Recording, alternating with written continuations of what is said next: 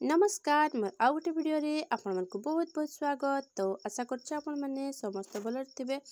मु भी पूरा पूरी भल अच्छी। ताहले आज जो सब्जेक्ट ताहला हमर गोष्ठी स्वास्थ्य दिवस। गोष्ठी स्वास्थ्य दिवस विवरण आम किपर लिखा मुझा नहीं कि आसची। तो भिडियोटा स्टार्ट करबा आगु मोर आपण मन को रिक्वेस्ट, जदि आपण माने मो चैनल फर्स्ट टाइम आछंती तो मो चैनल को निहाती सब्सक्राइब कर देबे, बेल आइकनटा को जाकी देबे। ताले एई परि भाव रे इनफॉरमेशन वीडियो सब आपण पाई परिबे। आ मु आपण को समस्त का कमेंट सब पढ़े और सब कमेंट रो आंसर देबा पई भी चेष्टा करे। तो तेणु करी आपण मन को रिक्वेस्ट, जदि आपण माने चाहूछंती आपण को समस्त रिक्वेस्ट मु गोटे गोटे माने वीडियो तैयारी करे। तो सेति मते टिके समय दरकार। तो सेति आपण माने सब बेले मो सहित रहिथिबे। तो ठीक अछि, ताले चलू स्टार्ट कर देबा। आउ जदि वीडियोटा भल लगे समस्त को शेयर भी कर देबे, गोटे लाइक करबा पई बिल्कुल भी भूलबे नहीं। चलून मु पढ़ी के आपन को सुनाई दउची।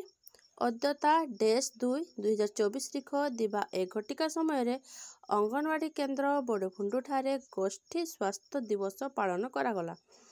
उक्त दिवस रे ग्रामर समस्त महिला और पुरुष माने, आशा दीदी, एनएम दीदी, पंचायत राज अनुष्ठान सभ्य, ग्राम स्वास्थ्य परिमल पुष्टि कमिटीर सभ्य, स्वयं सहायक गोष्ठी और किशोरी बालिका मानक नहीं आलोचना करागला।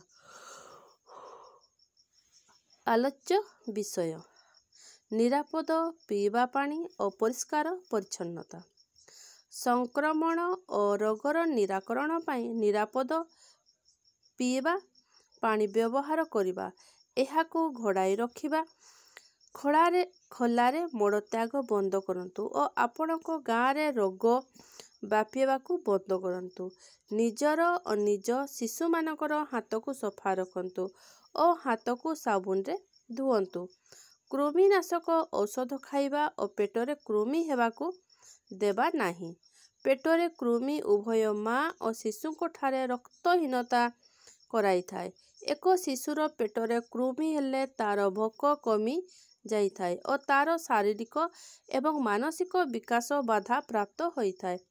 प्रसव पूर्व स्वास्थ्य परीक्षा समय रे गर्भवती महिला को कृमिनाशक बटिका दियंतु। अंगनवाड़ी केन्द्र और स्कूल गुड़िक शिशु मानक कृमिनाशक बटिका बंटन करिवे। शिशु मानक प्रति 6 मासरे कृमिनाशक बटिका देबा। घरे और सर्वसाधारण स्थान रे परिष्कार परिच्छन्नता, काशिबा बा छिंकिबा समय रे रोग व्यापीवा कम करिवाकू मुहरे रुमाल घोड़ांतु। खाइबा पूर्वरु परिबा और फल को धुअंतु। व्यक्तिगत परिच्छन्नता प्रति ध्यान दियंतु।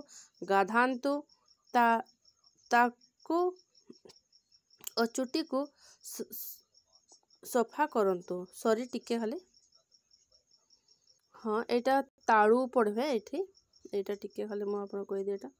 हाँ ताळू चुटी को सफा करंतु। सफा पोशाक पिंधंतु। दांत घसंतु।